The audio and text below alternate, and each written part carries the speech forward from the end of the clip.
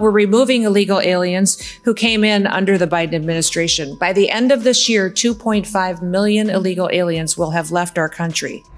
From January to November of this year, ICE alone arrested and removed over 1,100 known or suspected terrorists that were on our terrorist watch list. Good afternoon, everybody. Thank you for allowing me the opportunity to come and visit with all of you and wear my tennis shoes. It's been a busy week, and I'm just so grateful to get the chance to discuss our Homeland Security mission, and thank you for all of your partnerships. You have just been absolutely incredible in working with us to fulfill our mission each and every day. For 22 years, know that this organization and its members have facilitated safety of the American people each and every day. And you bring together experts and industry leaders and innovators to do so. I want to give a special thanks to Megan as well for her leadership as the executive director here at the Homeland Security and Defense Forum. She has been here for 13 years and has led with excellence. I also want to thank our acting deputy commissioner. I don't know if he's still here, John Modlin, who's here with CBP, our El Paso sector interim chief patrol agent, Walter Slozer, who also is speaking with you today, maybe already has, and then David as well, who is a former CBP acting commissioner. So grateful for them and their leadership and sharing their expertise and wisdom with all of you. We know that a secure homeland is important not only because of our duty to protect the American people, but also because it's important to ensure that our country remains prosperous. And that's how industry can thrive. I know what it's like to run a business. I'm a farmer and rancher from South Dakota, which you probably know, but also ran several other businesses, including a restaurant, a hunting lodge, and different entities with my family over the years, had the opportunity to serve in Congress and then as governor before I had this position. But that experience all comes to play when it comes to making decisions, not only on safety and security, but also how to do so in a way that's accountable to the American taxpayer. So what does the Trump administration under President Trump's leadership want? What do they want to do as far as building partnerships with all of you? What are our goals? And that is what I'm here to discuss with you today. The president wants a country where our citizens can live in peace, where business is booming and opportunity abounds for all of those who play by the rules and follow the law. Today, I'm happy to tell you that President Trump is indeed making America safe again. And I think all of you know that from what you see out on our streets and in our communities today. And he's setting records and breaking records in the process. When President Trump returned to office, one of our top priorities was getting the Department of Homeland Security back on track.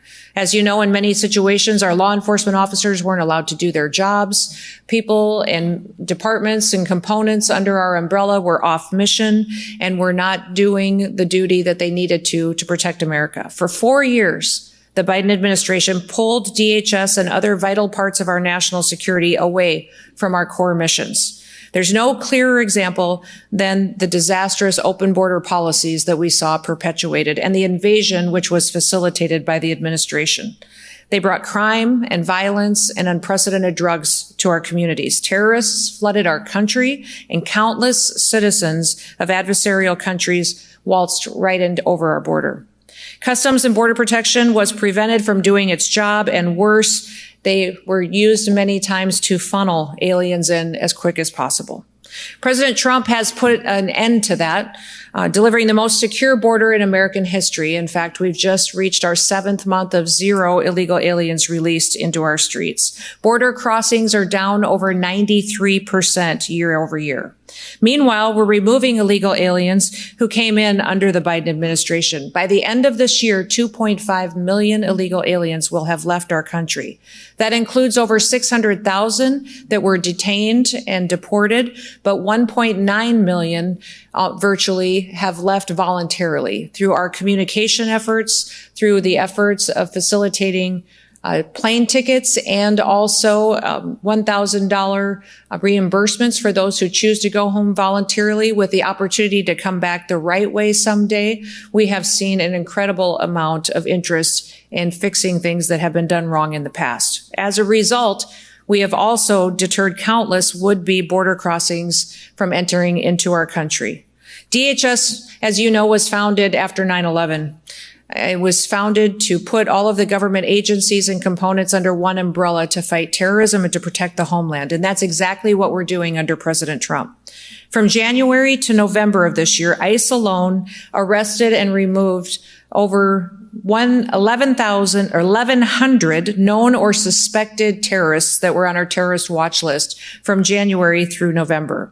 And we're driving that number up every day. That is not counting the individuals that were arrested and encountered by other agencies or departments. President Trump has designated many cartels and gangs, other criminal groups such as foreign terrorist organizations, and designating them under that allows us to go after those killers with more tools than we've ever had before. Through our Homeland Security Task Forces, which I co-lead alongside our Attorney General Pam Bondi, DHS is working with other departments as well as our international partners and organizations to crack down on cartels and terrorists and other transnational criminal organizations. Since late August, the Homeland Security Task Force has seized more than 461 metric tons of drugs and millions of dollars in assets. Last weekend, CBP under the Homeland Security Task Force stopped nearly 6,000 pounds of meth from coming into the country from San Diego at a port of entry. And that bust would not have happened without the robust security that we have at the border. The bottom line is that we're driving the cartels out of business, and we're ending an industry that profits off of the deaths of millions of Americans. Fentanyl traffic across our border at the southern border is down 56%, and that means that fewer families will have to live with the pain of losing a loved one. We're taking the fight to make America safe again to our enemies, and we're going after them on the high seas as well. We know that our maritime borders need to be defended, and since January, the U.S. Coast Guard has seized enough cocaine to kill 177 million Americans. That's 2/3 of our country's population. By keeping criminals and terrorists and drugs out of our country, we're saving American lives. And we're sparing American families from the pain of illegal alien crime and the heartache of drug addiction and fentanyl poisoning. But we know that our threats are ever evolving, and that's why you're here. And that's why I'm grateful you made it a priority to be here today. We need the improved technology, the intelligence, and the expertise that you bring to the table to stay ahead of our enemies. Thanks to the big, beautiful bill, we have funding that we can make sure that the Department of Homeland Security has what we need to get equipped to prepare for the future. We focus on merit. We're ensuring that we get the best products so that we can keep the American people as safe as possible. And as a result of everything that we've been doing, Americans are getting back to work after years of illegal aliens taking their jobs and flooding our market and using those resources to support other entities besides American families. In the first 8 months of the Biden administration, 88% of new jobs went to foreign-born workers. In the same period under President Trump, 100% of American jobs went to American-born workers. Overall, that's more than 2.5 million Americans that went back into the workforce. Now, as President Trump continues to stand up for our citizens and prosperity on the global stage, he also is working to enforce American tariffs. CBP is responsible for implementing and for enforcing all tariffs. And in January, CBP has collected $1 billion from tariffs, taxes, and fees. And what there actually are and what we are utilizing them for is a negotiating tactic. They serve as a stick, so to be, to bring people to the table. And if a company or a country doesn't like tariffs, a simple solution exists. Invest in America. Meet our demands. Meet our safety protocols. You won't regret it. You won't have any tariffs, and we want to do business with you if we do it the right way. And we will rely on our international relationships and partnerships to keep our country safe. As President Trump's DHS secretary, it's been an absolute honor every single day to get up and to have a purpose of safety and security with the United States and be able to negotiate with our international partners. And since January, we have secured under the Department of Homeland Security over 30 international agreements that don't just tighten our security operations, but they also help us with travel. And 17 of those I have personally signed with our international leaders. For example, the biometric data sharing partnership agreements that we've signed with countries in the Western Hemisphere have allowed us to identify threats to the United States and to the region. And these data exchanges have allowed us to better understand the movement of bad actors in the hemisphere and identify them if they come to the United States. Many of you have the technology and the innovation to help us do that even better. And among those that we have identified, we have found nearly 100 known and suspected terrorists just from those agreements that we've signed in the last several months. America is not just a nation that is important, but it also needs to refocus on being the Arctic nation that it is. And we have been since the 1850s. Under President Trump, we're finally acting like it. We need to revamp our shipbuilding industry to revitalize the Coast Guard to help defend it.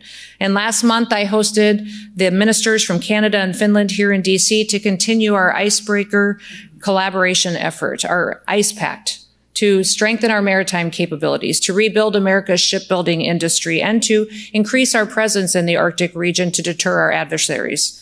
ICE Pact brings together the governments of our countries, our three nations, and it brings private industry in from all three countries. I'm sure you've read and heard about what that really has done to establish the shipping industry here in the United States. For example, the Canadian shipbuilder Davies has pledged over $1 billion to acquire and to modernize the American shipyard assets in Texas for the production of icebreakers right here in the United States. 2 multi-purpose icebreakers are proposed for construction in Finland by the American-owned Bollinger Shipyards and the Canadian-owned company of Seaspan. And working with the Department of Labor, we've deployed millions of dollars in grant programs to create the International Shipbuilding Fellowship, which will fund opportunities for American workers to travel to Finland, to learn from them and their expertise, and to bring that skill set back here at home to deploy. We're doing all of that because the American people deserve the security, they deserve the prosperity, and the future that will come from it. And we need groups like you to make it happen. You are the innovators. You see the challenges that are coming and you help us tackle them with your expertise and your knowledge. You create the solutions that propel us forward, and you don't give up until you do. And that's really what the American spirit is. It's what drives us forward as a nation. We're all doers, and we always have been. As my dad raised us, he told us we don't complain about things, we fix them. And I want to thank you for being here today to help us do exactly that. That's exactly how our ancestors carved 13 colonies out of an unforgiving wilderness. It's how we tamed the Wild West, it's how we founded a nation, and it's how we landed on the moon. That spirit that built America is what made us great, and we need a lot more of it. What do we need from industry? We need your technology. We need your wisdom, your expertise. We need agility. We need you to be quick and fast and deploy. Under the Department of Homeland Security, I have personally reviewed over 9,000 contracts myself to ensure that they're not only the correct contracts we should be signing as far as deploying resources, but to do it quickly and be accountable to taxpayers. Know that when you work with us, that it will meet a need that we have to secure the homeland, but also that it will be something that is appropriate and correct, will be evaluated, and will be deployed at an efficiency to the taxpayer. We have saved over $13 billion at the department just by reviewing and renegotiating contracts, making sure that we're doing the right thing and stretching every single dollar as far as we can to take care of people and to keep them safe. We need your new solutions to meet the threats of tomorrow so that we can build an America where we can protect America and where we can uphold the principles and the law for which it was founded. If you care about all of that, and if you want to be a part of the team and continue to help us, gosh, that would be absolutely fantastic. We need you. We face more threats than we ever have before, not just from enemies that are here within our borders, but from those far beyond. Not just from individuals, but from groups, cartels, terrorists, and even other countries that wish to take America out. Our threats are great, but our people are even greater. And I want to thank you for all that you do to help us to achieve safety, but also hope and happiness here for our families that live here. So I just want to thank you all for being here, for what you do, for loving this country, and may God bless you for partnering with us in new ways each and every day. Have a wonderful afternoon. Thank you for giving me a few minutes to visit with all of you. And with that, I will yield back, but does anybody have any questions? I'll I'll take a couple questions before I leave if you've got some. Yes, ma'am. Yep. We have a contract on your desk right now to review We're going to negotiate a contract right here today. I love it.